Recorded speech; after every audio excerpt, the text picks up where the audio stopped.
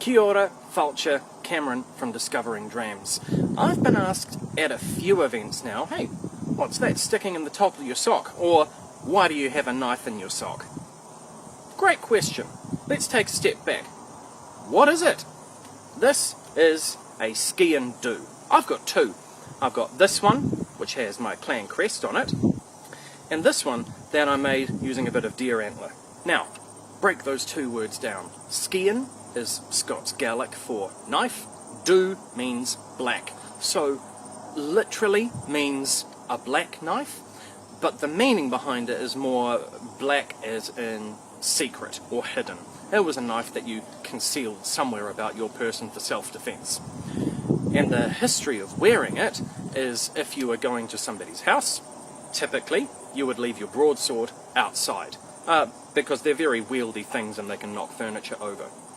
But you would then take your Sgian dubh from wherever it was hidden on your person, and you'd stick it in the top of your sock.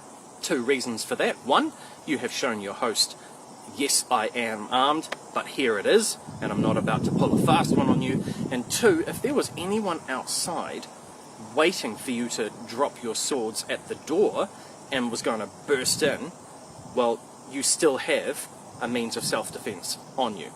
I don't for a minute think that anybody is going to burst through the door of one of my tastings with their own broadsword saying, here's my chance to attack. That's not it at all. And even so, these aren't sharp, and they're not meant to be. The reason goes back to 1746. There's a whole lot of history that I could cover off and talk to up until this point, but I'll just skip ahead to the important parts.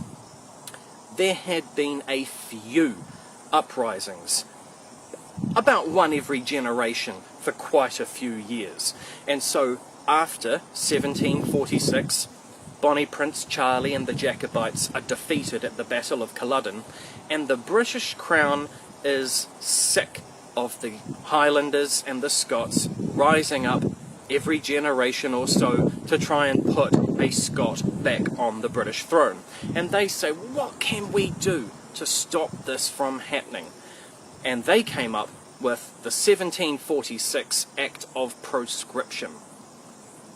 In general terms, the Act of Proscription did its absolute best to ban the Highlanders, to ban the Scots from being Scottish, by taking away all that made them Scottish. Took away the right to wear tartan, banned that, banned speaking Scots Gaelic, banned elements of the culture, and banned Scots from arming themselves. Now, you might think that, okay, if you're walking around town with a broadsword, then okay, we're going to take that from you, but it went all the way down to carrying your Sgian dubh. A small knife like this, for a very rural and agricultural society, is so important.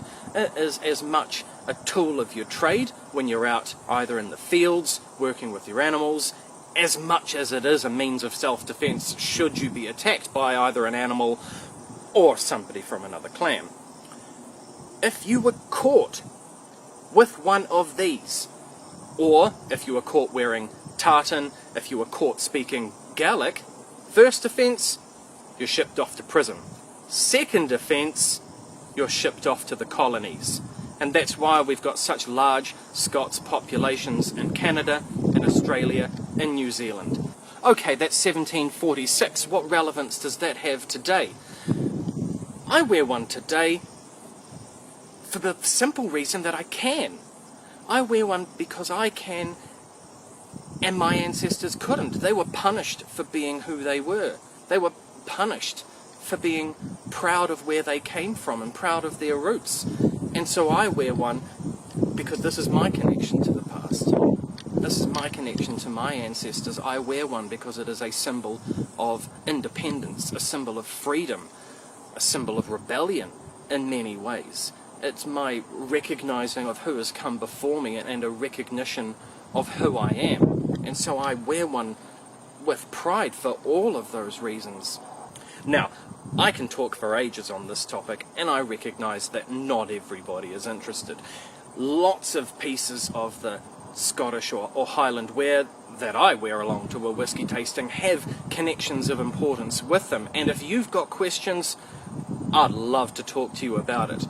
Equally, if you just want to come to a whiskey event and drink some whiskey and not think too much about where it's come from, you can do that too. That's just fine. But if you do have questions and want to talk more, I look forward to seeing you at my next event. Cheers. Talk soon.